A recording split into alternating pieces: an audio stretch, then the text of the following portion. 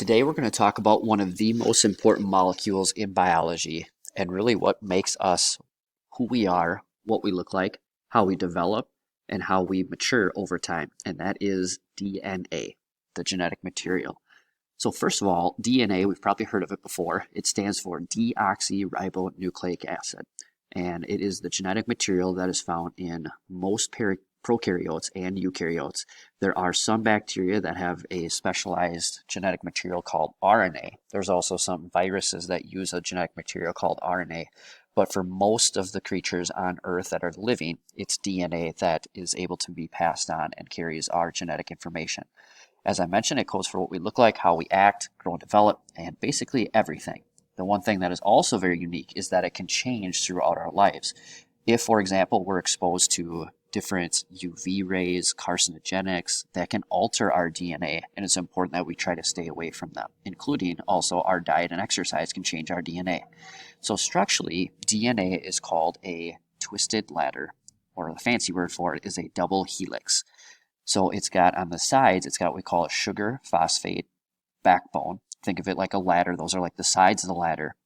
And then in the middle, there are four bases, A, T, G, C, or the names for them are thymine, adenine, cytosine, and guanine. And certain patterns are going to be created in the DNA, and that's what makes us unique. So what's cool is whether I'm a human, a mushroom, a protist, a parrot, structurally, DNA looks the same. But the reason why we look different than a toad, the reason why we look different than a platypus, is the order of those bases. So it's the sequence of those A, C's, T's, and G's is what makes us unique. So a stat that you'll hear us talk about quite a bit is that we are about 99.8% the exact same as each other.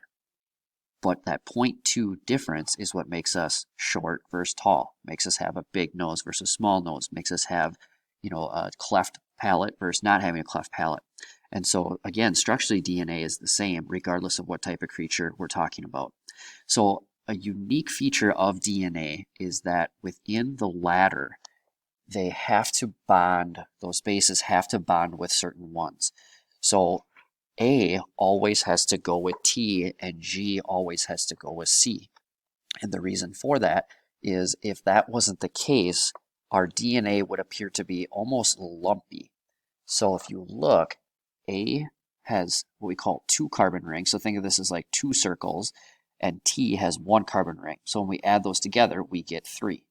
Well, if I took an adenine and a guanine, what would happen is my ladder, instead of being nice and straight, is going to, as I said, kind of look lumpy. And we want to try to create DNA that's a nice ladder. You don't want to go up a crooked ladder. So that's why those bonding laws are there. They're held together by weak bonds called hydrogen bonds, and so they're easily split, and that's one of the advantages that our DNA has that's able to double itself.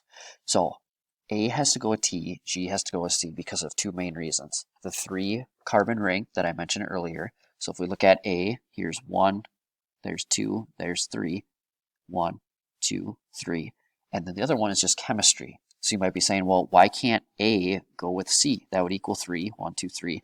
And the answer is chemistry.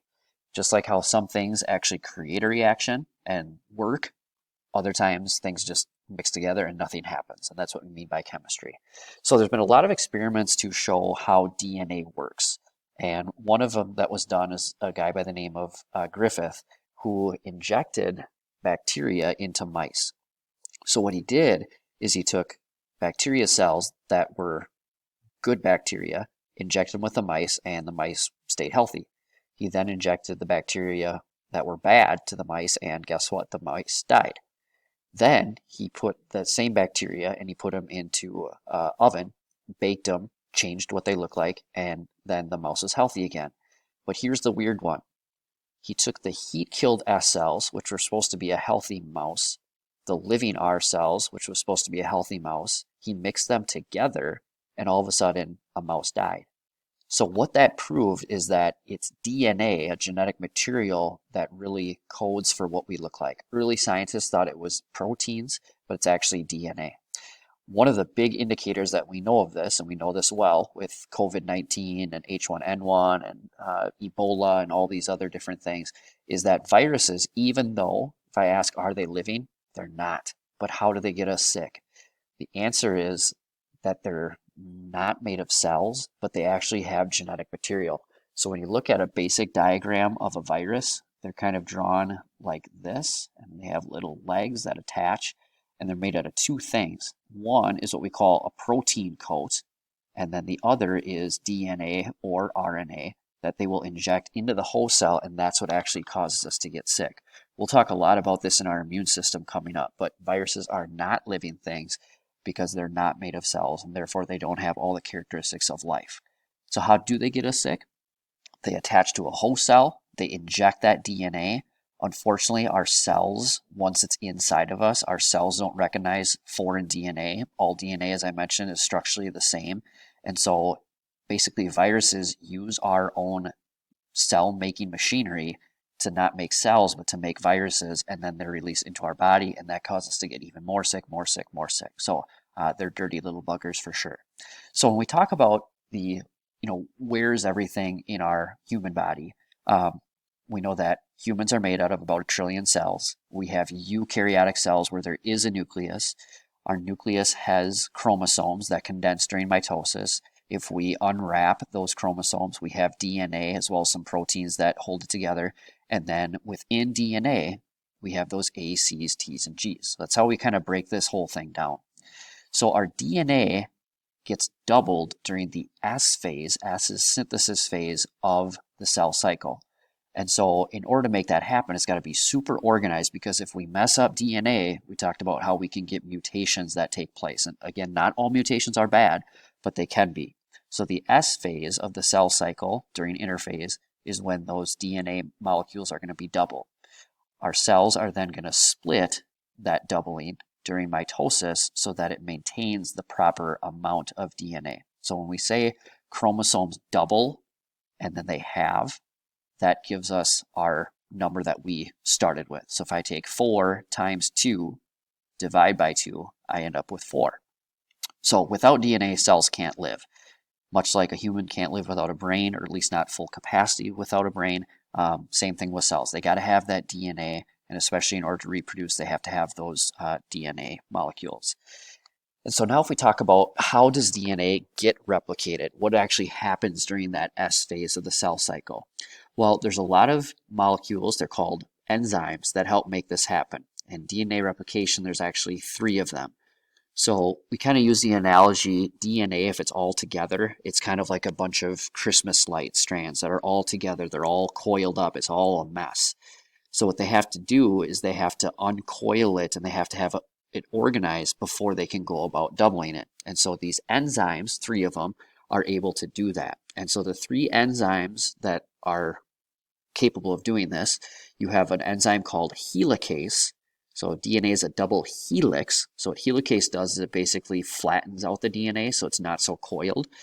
You then have another enzyme called polymerase, which is going to then attach the corresponding base pairs with the original.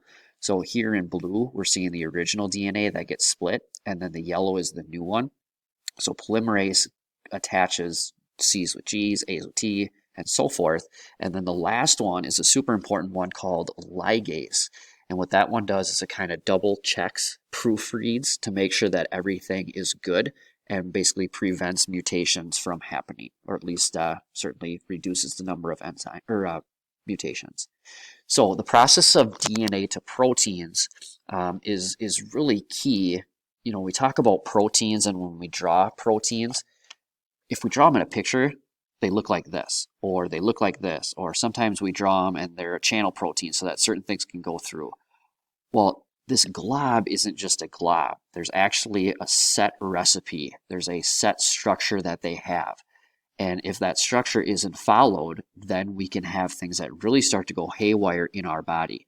So for example, let's say that we don't have the protein galactose, which is the protein that breaks down lactose in milk.